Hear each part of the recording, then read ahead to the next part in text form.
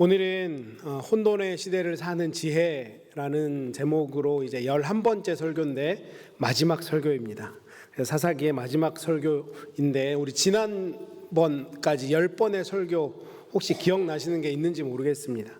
첫 번째 설교가 여호수아 가지고 섬길 자를 선택하라 라는 제목이었고요. 두 번째는 승리의 열쇠라는 제목, 세 번째는 바른 세대와 다른 세대라는 제목으로 말씀을 전했고, 네 번째는 조마조마하지만 괜찮아, 다섯 번째는 작고 평범해도 괜찮아 라는 제목이었습니다.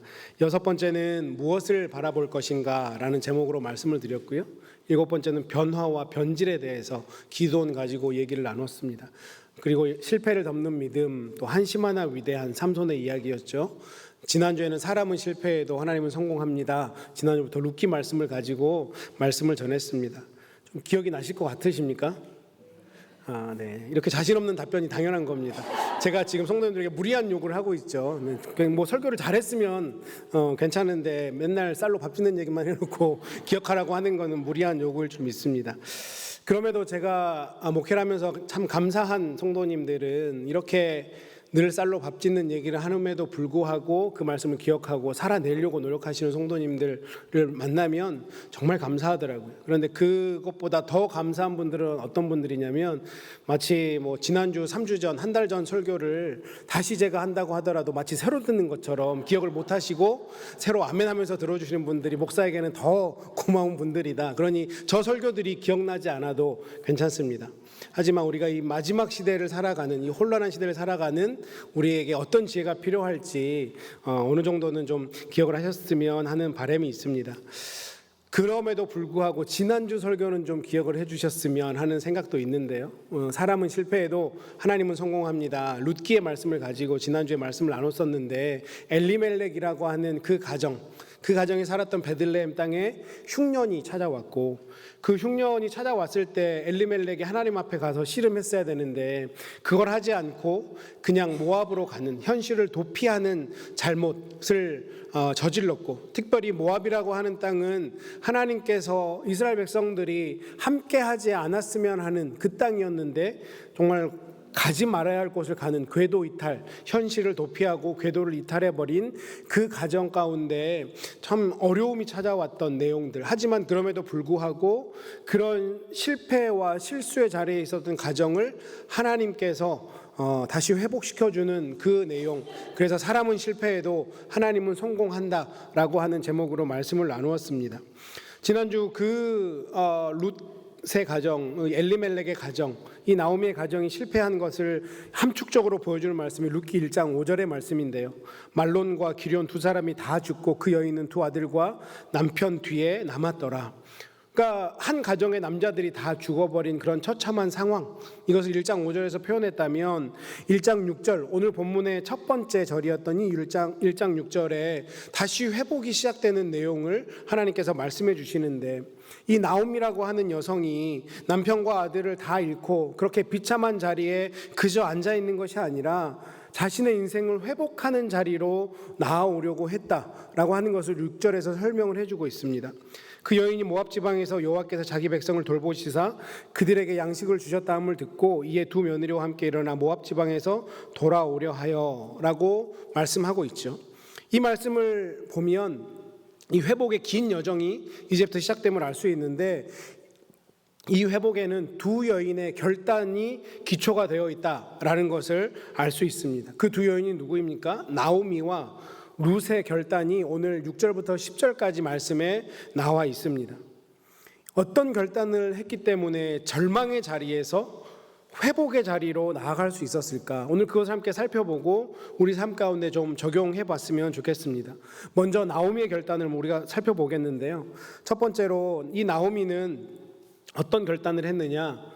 모압 땅을 떠나서 다시 베들레헴으로 돌아가겠다라고 하는 결단을 했는데, 나오미가 이렇게 결단할 수 있었던 이유가 어디에 있었을까? 저는 이 6절 말씀을 통해서 다시 한번 보면 그 여인이 모압 지방에서 여호와께 자기 백성을 돌보시사 그들에게 양식을 주셨다함을 듣고 이에 두 며느리와 함께 일어나 모압 지방에서 돌아오려 하여. 원인과 결과로 말씀이 설명되고 있거든요. 그가 이런 결단을 했던 이유가 원인은 무엇이었냐면 들었다라는 거예요. 어떤 소식을 들었습니까? 하나님께서 베들레헴 땅에 흉년을 그치게 했다라고 하는 그 소식을 들은 거예요. 그러면 결과가 어떻습니까? 돌아오려 하여 베들레헴 땅으로 돌아오게 하겠다. 이 원인과 결과에 따라서 이제 나오미가 베들레헴으로 돌아가려고 하는 그 결단을 했는데, 그 결단의 이면에는 어떤 것이 있냐면 나오미가 영적 민감함이 회복되었다라는 것을 이 말씀을 통해서 우리가 알 수 있다라고 하는 것입니다. 나오미가 소식을 들었는데 무슨 소식을 들었다고요? 베들레헴 땅에 흉년이 그쳤다는 소식을 들었다고 합니다.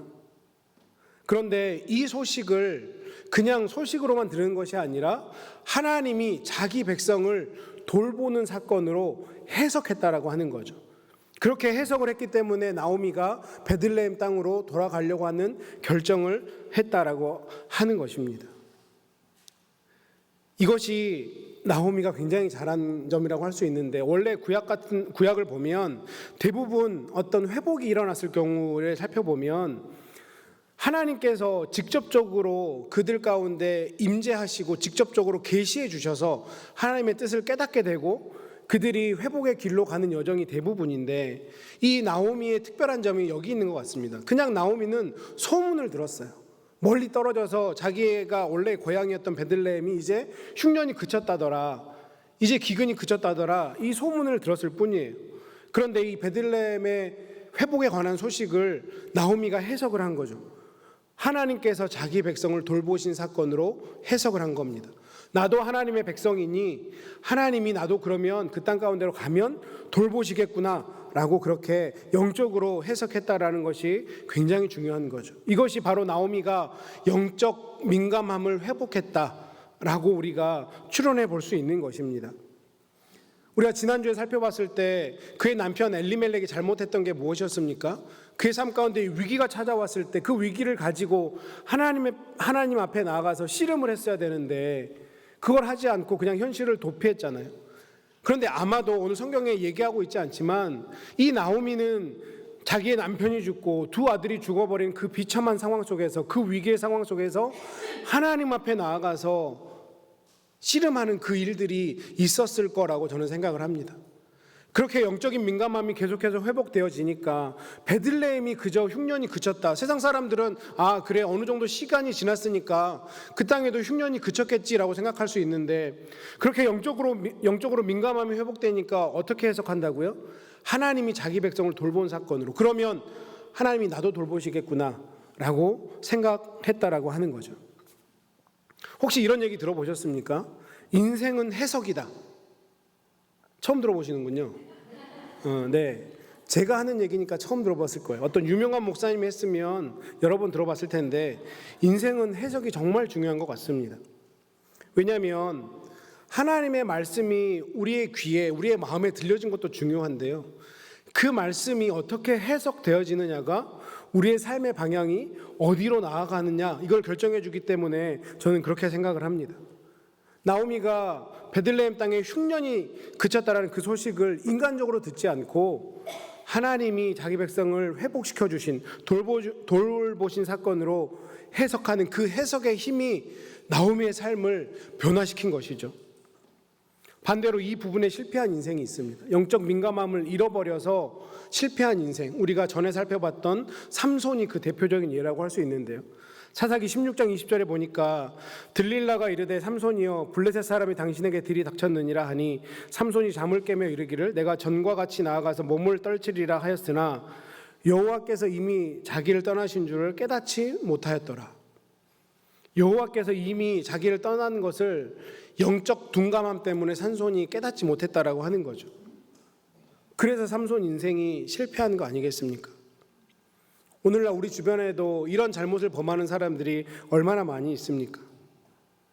삼손과 같은 잘못을 하지 않기 위해서 우리는 영적으로 늘 나를 세우고 하나님께 향하고 있어야 되는 것입니다. 우리가 영적으로 민감하기 위해서 할 수 있는 일이 뭘까요? 반대로 둔감해도 되는 일들에는 좀 둔감하셔도 좋습니다. 우리 안테나가 여러 개 세워져 있으면 정말 드려야 될 신호를 못 받을 때도 있잖아요. 어떤 것들을 우리가 좀 둔감해도 될까요? 외모에 관한 것들도 둔감해도 됩니다. 그렇죠? 어느 선생님을 만났더니 얼굴이 쫙 폈더라. 어느 선생님을 만났더니 달라 보이더라. 이게 우리 삶에 정말 중요한 일은 아니잖아요. 하나님의 창조의 섭리에 따라서 나이를 먹으면 노화되어 가고, 물론 이게 건강의 이야기는 다른 이슈일 수 있겠지만, 정말 우리 삶 가운데 중요한 게 무엇입니까? 정말 내가 놓치지 말아야 될 그 음성은 무엇입니까? 하나님의 음성을 놓치지 않기 위해서 세상의 잡다한 소리들에는 우리의 관심을 좀 꺼두는 것도 하나님의 음성을 놓치지 않는 아주 중요한 방법일 수 있습니다. 세상의 가십거리, 우리 너무 재밌잖아요. 아, 그 사람이 그렇대. 그거 들었어? 귀가 이렇게 커지지 않습니까? 그런 소리 좀 안 들으면 어떻나요? 그냥 오히려 그 시간에 하나님의 음성에 집중하는 게 우리가 영적 민감함을 회복하는 중요한 길이 될 수 있다라고 하는 사실을 기억하셨으면 좋겠습니다. 우리가 이렇게 영적 민감함을 회복하면 자연적으로 따라오는 일이 있는데 무엇이냐면 그것은 바로 죄에 대한 자각입니다. 우리가 영적으로 민감해지면 내가 얼마나 죄인인지, 내가 얼마나 죄에 노출되어 있는지 너무나 자연스럽게 느껴지는 거예요. 나오미는 자기가 모압에서 겪은 고통을 이렇게 해석합니다. 오늘 읽은 말씀은 아니지만 룻기 1장 13절 말씀에 보니까 너희가 어찌 그들이 자라기를 기다리겠으며 어찌 남편 없이 지내겠다고 결심하겠느냐. 내 딸들아, 그렇지 아니하니라. 여호와의 손이 나를 치셨으므로 나는 너희로 말미암아 더욱 마음이 아프도다. 그런데 나오미가 어떻게 얘기합니까? 이 모압에서 겪은 고통을 여호와의 손이 나를 치셨다라고 해석하고 있어요. 우리 같으면 어떨까요? 대번에 내가 남편 잘못 만나서 이 고생을 한다라고 고백하지 않을까요? 우리가 어떤 어려운 사건을 만나면 자꾸 내 잘못보다는 다른 사람에게 전가하려고 하는 그런 모습이 우리 안에 있습니다. 남편을 잘못 만나서, 누구를 잘못 만나서, 내 사업 파트너를 잘못 만나서 자꾸 원인을 딴 데 돌려요. 시대를 잘못 만나서. 그런데 우리가 영적 민감함이 생기면 내가 잘못한 게 보인다라고 하는 거예요. 우리가 이런 영적 민감함이 생기면 죄에 대한 자각이 있으면 어떤 일이 일어나냐면 지금 내 삶에 일어나는 아픔과 고난과 고통의 순간들이 왜 하나님께서 나에게 이것을 배열하셨는지 자연스럽게 묻게 된다라고 하는 것입니다. 그리고 그렇게 해석하게 될 수밖에 없습니다. 세상 사람들은 그냥 재수 없어서 그렇다고 얘기하고 다른 사람 때문에 그렇게 됐다고 얘기하는데 우리가 영적 민감함을 회복하게 되면 그것은 내 잘못을 하나님이 자각시키기 위해서 나를 다시 한번 하나님 편으로 돌아오라고 이 일들을 배열하시는구나, 이렇게 해석하게 된다라고 하는 것이죠. 이사야 선지자가 성전에서 하나님을 환상 중에 만나게 됩니다. 이사야서 6장에 그 장면이 나오잖아요. 성전 중에서 이사야 선지자가 하나님을 만나자마자 하는 고백이 있어요. 이사야서 6장 5절에 보니까 그때 내가 말하되 화로다 나여 망하게 되었도다. 나는 입술이 부정한 사람이요. 하나님을 환상 중에 뵀는데 가장 먼저 느껴지는 게 뭡니까? 내 입술이 부정하다는 거예요. 하나님, 내가 선지자인데 하나님 내 입으로 얼마나 많은 죄를 지었는지 모르겠습니다. 우리가 하나님을 만나면 영적으로 민감하게 되면 내 자신이 먼저 보이게 된다니까요. 내가 무엇을 잘못하고 있는지 깨닫게 되고 그 잘못을 되돌이게 되는 그 일들이 우리 삶 가운데 일어난다라고 하는 것입니다. 죄에 대한 자각이 있을 때 회복이 일어날 수 있는 거예요. 내가 죄로부터 되돌이킬 때 그때부터 회복이 시작된다라고 하는 것은 영적인 중요한 원리입니다. 그러기에 우리가 정말 이 어려운 시대, 정말 힘든 이 시대에 우리가 회복을 원한다라고 하면 우리가 영적 민감함이 회복되어야 되고 그 영적 민감함의 회복을 통해서 죄에 대한 자각이 우리 안에 자연스럽게 일어나게 되고 그 죄로부터 우리가 등을 돌리고 멀어설 때 하나님이 허락하신 회복이 우리 삶 가운데 시작될 수 있다. 이것을 반드시 기억하셨으면 좋겠습니다. 그렇게 우리가 회복의 자리로 나아가기 위해서 더 중요한 것이 있는데 그것은 무엇이냐면 발빠른 결단이 필요하다고 하는 것입니다. 앞에서 본 것처럼 룻기 1장 6절 말씀에는 인과관계로, 원인과 결과의 관계로 나오미가 다시 회복의 자리로 나아갔다는 것을 말씀드렸습니다. 듣고 돌아서려 했다. 그렇죠. 그게 첫 번째 발걸음이었어요. 그런데 저는 개인적으로 그렇게 영적 민감함을 회복하고 죄로부터 돌아서서 회복의 자리로 나아가는 것, 이것도 굉장히 나오미가 잘했는데 더 잘한 것이 무엇이냐면 7절 말씀에 있던 곳에서 나오고 두 며느리도 그와 함께하여 유다 땅으로 돌아오려고 길을 가다가 라고 말씀합니다. 6절에서 하나님의 말씀을 들었어요. 하나님께서 이스라엘 그 베들레헴 땅을 회복시켜줬다는 소식을 들었습니다. 그리고 돌아가려고 마음까지 먹었어요. 그런데 그것보다 더 잘한 게 무엇이냐면 그 땅에서 나왔다. 실천으로 바로 옮겼다라고 하는 거죠. 사실 가만히 보면 우리가 6절까지는 우리도 굉장히 잘하지 않습니까? 말씀이 들려졌을 때 아멘으로 화답하고 그래 나도 그렇게 살아봐야지 라고 하는 결단까지는 우리가 정말 잘하는 것 같습니다. 그런데 그 결단을, 그 마음 먹은 것을 우리의 삶으로, 우리의 손으로, 우리의 삶으로 발빠르게 살아내는 데까지는 조금 약한 게 우리의 모습이 아닌가 생각해 봅니다.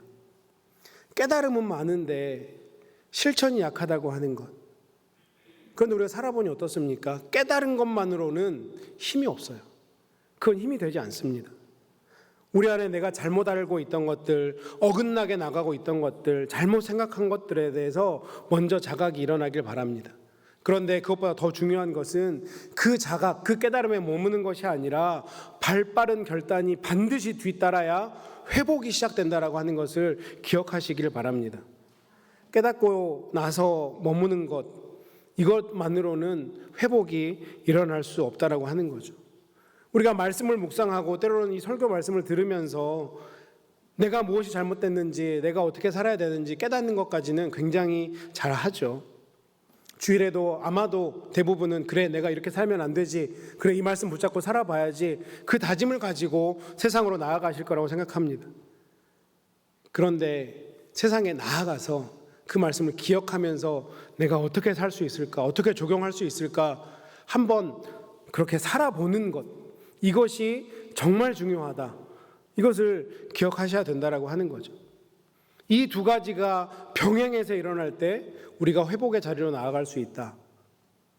이것을 기억하셨으면 좋겠습니다. 이것이 나오미가 우리에게 주는 아주 중요한 교훈이고, 세 번째로 그와 더불어 우리가 회복의 자리로 나아가기 위해서 정말 중요한 모습이 룻의 모습에서 보여지는데, 이 룻의 결단을 우리가 함께 살펴보기를 원합니다.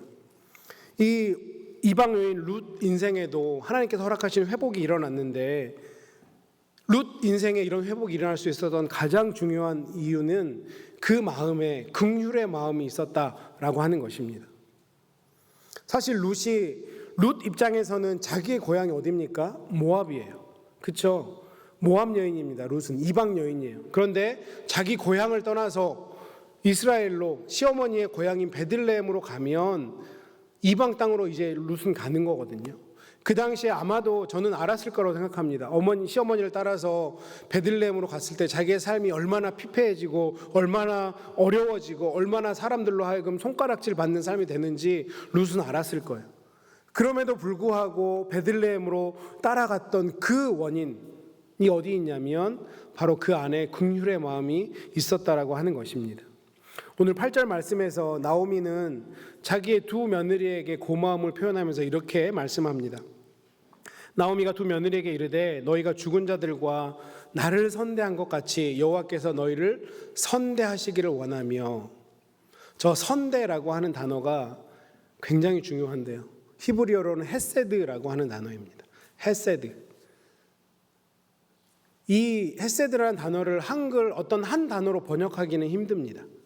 어떤 곳에는 선대, 어떤 곳에는 인자, 어떤 곳에는 자비, 어떤 곳에는 긍휼, 어떤 곳에는 사랑, 때에 따라서 그렇게 번역이 되는데요. 이 모든 것을 포함하는 단어입니다. 결론적으로 저는 이 헤세드라고 하는 단어가 구약에서는 가장 중요한 단어라고 저 개인적으로는 그렇게 생각을 합니다. 저 헤세드가 결국에는 우리를 향한 하나님의 마음이거든요.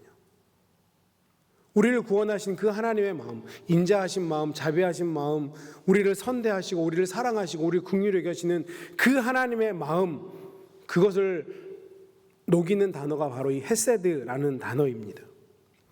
사실 제가 이 헤세드라는 단어는 그렇게 좋아하지 않았던 단어입니다. 왜냐하면 제가 총신대학교를 딱 들어갔는데 동아리 같은 걸 들잖아요.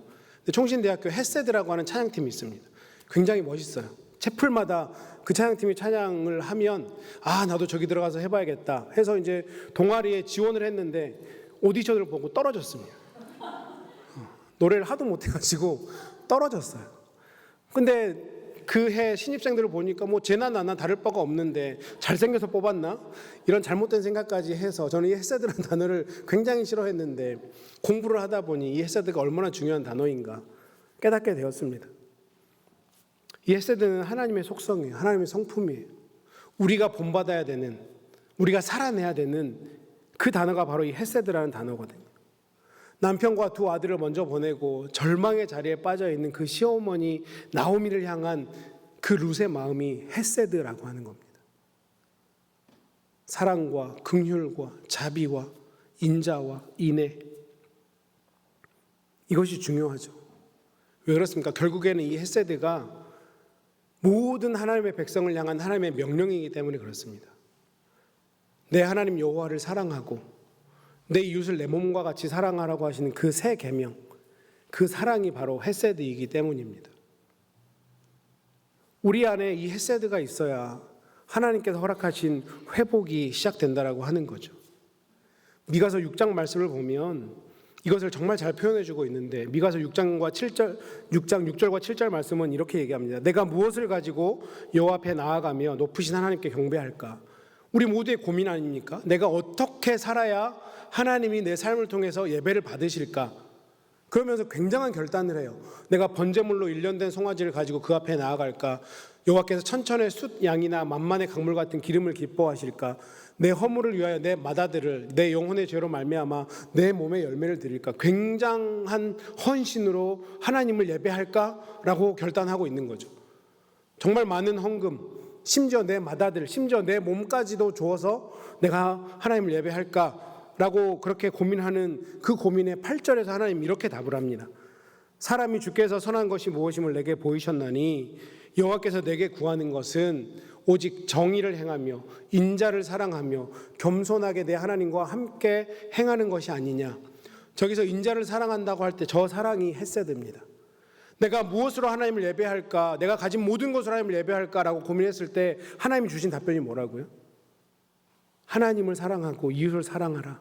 그 헤세드의 마음으로 사랑하라. 그거면 된다라고 우리에게 말씀하고 있는 것입니다. 하나님과 더불어 정의를 행하고 연약한 자들을 위해서 헤세드의 마음으로 그들을 돌봐주고 그렇게 하나님과 동행하며 살아가는 것, 이것이 내가 받는 예배다라고 하나님이 말씀하고 있는 것입니다. 이런 측면에서 우리의 신앙을 한번 되돌아보았으면 좋겠습니다. 우리의 삶의 모습을 되돌아보시기 바랍니다. 나는 이 헤세드의 마음으로 살아가고 있는가? 하나님을 사랑하는 것, 이건 우리가 당연히 너무나 잘 아는 것이지만 그 마음으로 내 이웃을 내 몸과 같이 사랑하고 있는가? 이 헤세드의 마음이 내게 있는가? 하나님이 이 헤세드의 마음이 있는 룻에게 회복이라고 하는 놀라운 복을 부어주셨다라고 하는 것을 반드시 기억하셨으면 좋겠습니다. 나오미가 남편과 두 아들을 보내고 얼마나 처참한 그런 삶을 살아가고 있습니까? 그런데 그 시어머니를 긍휼히 여기는 그 마음이 룻에게 있었던 거죠. 그러니 내가 손가락질을 받는 그것이 불보듯 뻔함에도 불구하고 내가 내 어머니와 함께 가서 내 어머니를 섬기겠다라고 하는 그 룻의 고백이 나오는 거 아니겠습니까? 그런데 이렇게 헤세드의 마음을 가지고 살아갈 때 하나님께서 놀라운 두 가지의 복을 주시는데요. 첫 번째는 영적인 복을 주십니다. 룻의 삶을 통해서 우리가 잘 알 수 있지 않습니까? 그렇게 베들레헴의 시어머니와 동행해 가서 살았는데 나중에 그에게 어떤 복이 임합니까? 지난주에 말씀드렸던 것처럼 이 이방 여인의 삶 가운데 다윗이라는 이스라엘 왕이 나오고 예수 그리스도라는 온 땅의 메시아가 이 여인의 삶부터 시작하지 않습니까? 이것보다 더 놀라운 영적인 축복이 있나요?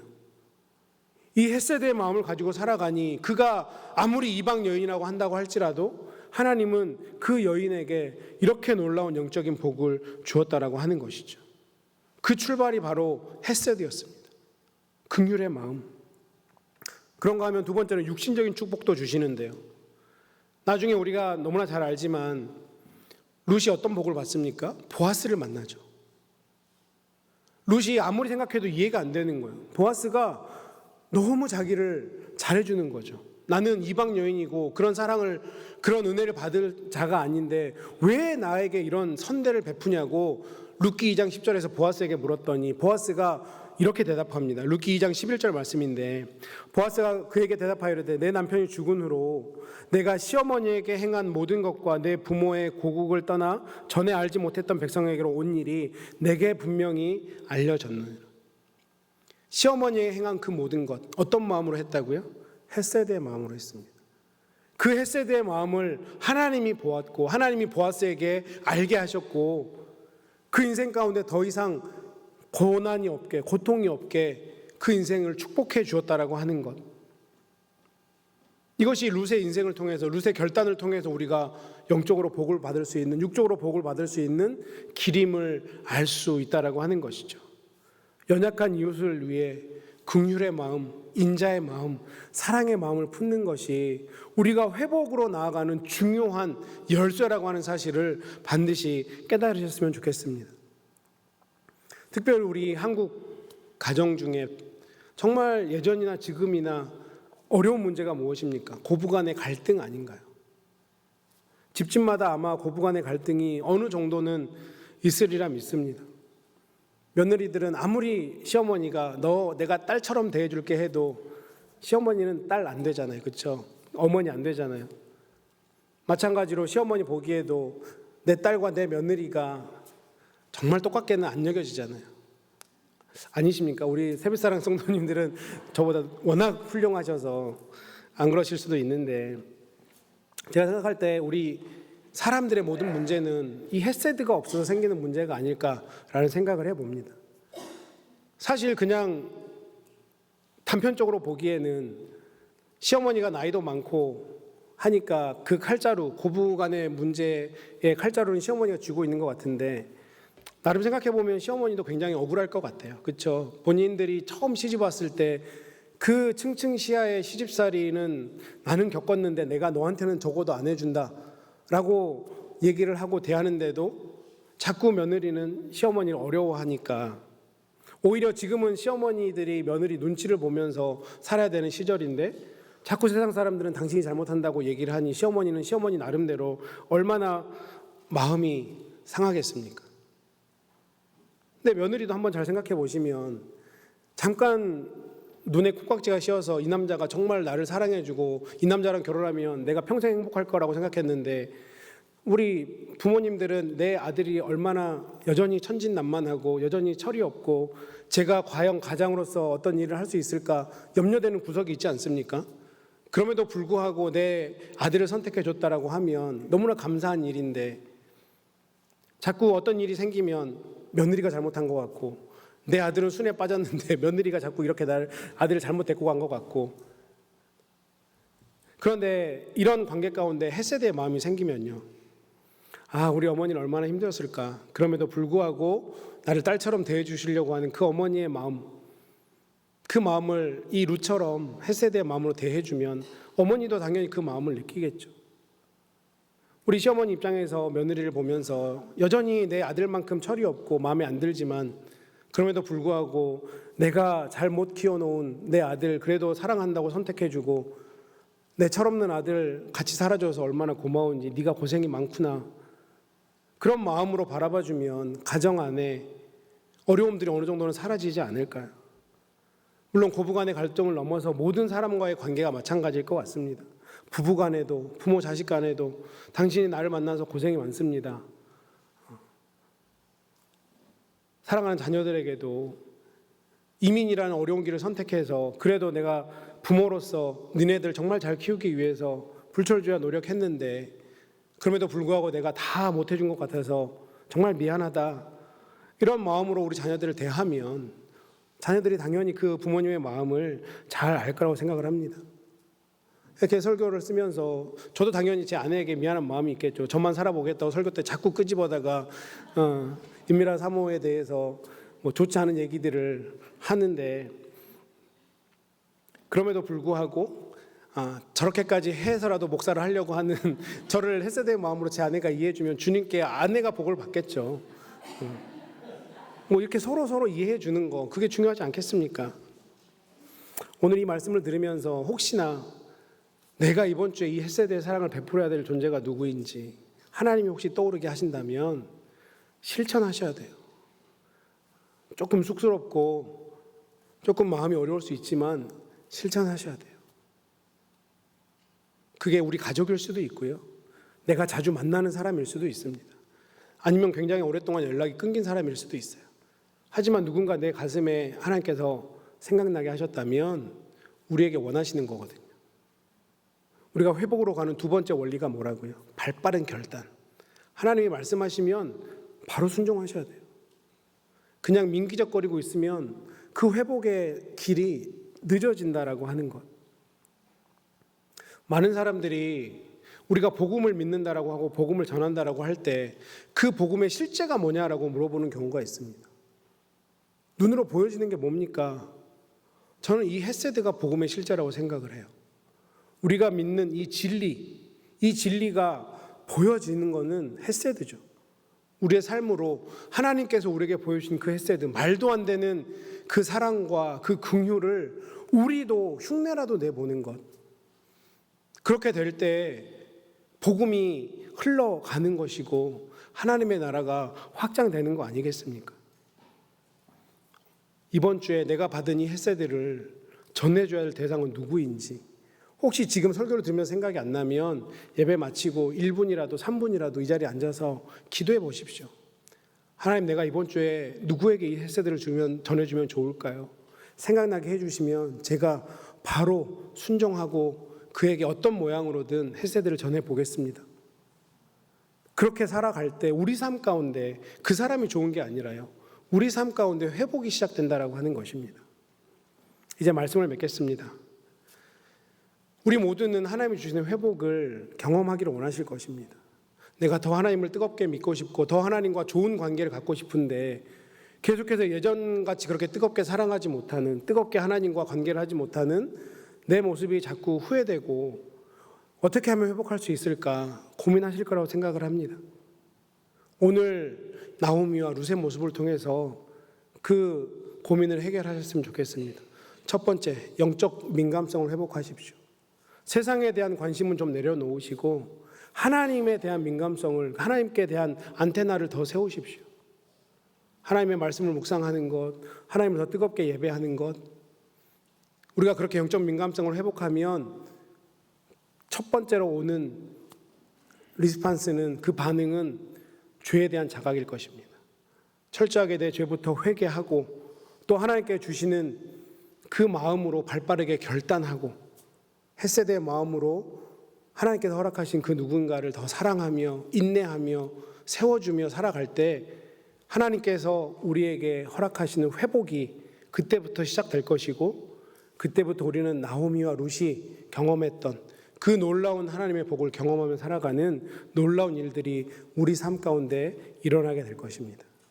이번 한 주간 주님께서 우리에게 주시는 그 감동과 하나님의 말씀에 발빠른 결단으로 응답하시고 햇세대의 사랑으로 그렇게 더 표현하시면서 하나님의 일하심을 경험하시는 저와 여러분 되시기를 주님의 이름으로 축원합니다.